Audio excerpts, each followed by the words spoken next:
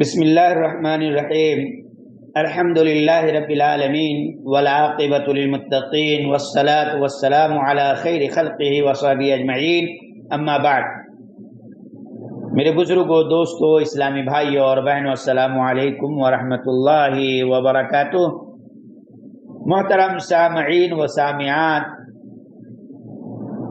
آج کی نشست میں زبان کی حفاظت کے فوائد سے متعلق چند نکات آپ کے سامنے رکھنے کی کوشش کر رہا ہوں۔ نمبر 1، نجات۔ اللہ کے نبی صلی اللہ علیہ وسلم نے فرمایا من صمت نجا۔ صحیح الترمذی سیدنا عبداللہ بن عمر رضی اللہ عنہما سے روایت ہے، وہ کہتے ہیں کہ رسول اللہ صلی اللہ علیہ وسلم نے فرمایا جو شخص خاموش رہا اس نے نجات پائی۔ یہ ترمذی کی حدیث ہے اور اس حدیث کو علامہ البانی رحمہ اللہ نے صحیح کہا ہے۔ نمبر 2، جنت کی ضمانت۔ جو آدمی اپنی زبان کی حفاظت کر لیا اس کے لیے جنت کی ضمانت اللہ کے نبی صلی اللہ علیہ وسلم نے فرمائی۔ قال صلی اللہ علیہ وسلم من یضمن لی ما بین لحییہ وما بین رجلیہ اضمن لہ الجنہ۔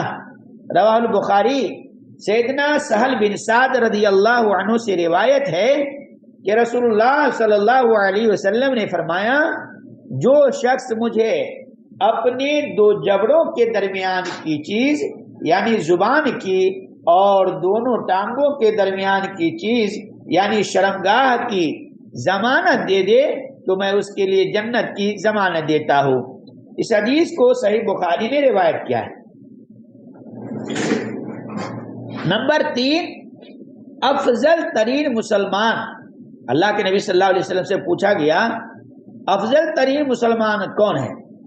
سئل رسول اللہ صلی اللہ علیہ وسلم ای المسلمین افضل؟ قال من سلم المسلمون من لسانہ ویدہ، متفق علیہ۔ سیدنا عبداللہ بن عمر رضی اللہ عنہما رسول اللہ صلی اللہ علیہ وسلم سے نقل کرتے ہیں، آپ صلی اللہ علیہ وسلم سے مسلمانوں میں سے افضل آدمی کے متعلق پوچھا گیا، سوال کیا گیا، تو آپ صلی اللہ علیہ وسلم نے فرمایا جس کے ہاتھ اور زبان سے دوسرے مسلمان محفوظ رہیں۔ صحیح بخاری و مسلم۔ نمبر 4، ایمان کی درستگی۔ قال رسول اللہ صلی اللہ علیہ وسلم لا يستقیم ایمان عبد حتى يستقیم قلبه ولا يستقیم قلبه حتى يستقیم لسانه ولا يدخل رجل الجنة لا يأمن جاره بوائقه، اخرجہ احمد وصححہ الالبانی۔ سیدنا انس بن مالک رضی اللہ عنہ کہتے ہیں کہ رسول اللہ صلی اللہ علیہ وسلم نے فرمایا آدمی کا ایمان اس وقت تک درست نہیں ہو سکتا جب تک اس کا دل سیدھا نہ ہو جائے، اور دل اس وقت تک سیدھا نہیں ہو سکتا جب تک زبان سیدھی نہ ہو جائے۔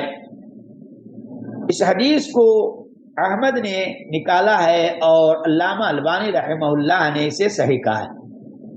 نمبر 5، تمام انسانی اعضاء کی درستگی۔ ظاہر سی بات ہے انسان کے جسم میں جتنے بھی اعضاء ہیں، جتنے بھی پارٹ پرزے ہیں، سب کو درست کرنا ضروری ہے۔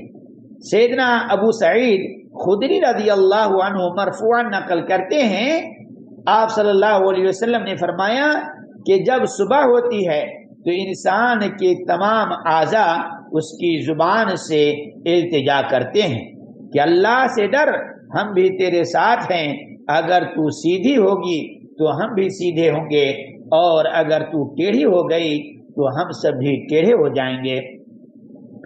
جامع ترمذی کتاب الزہد۔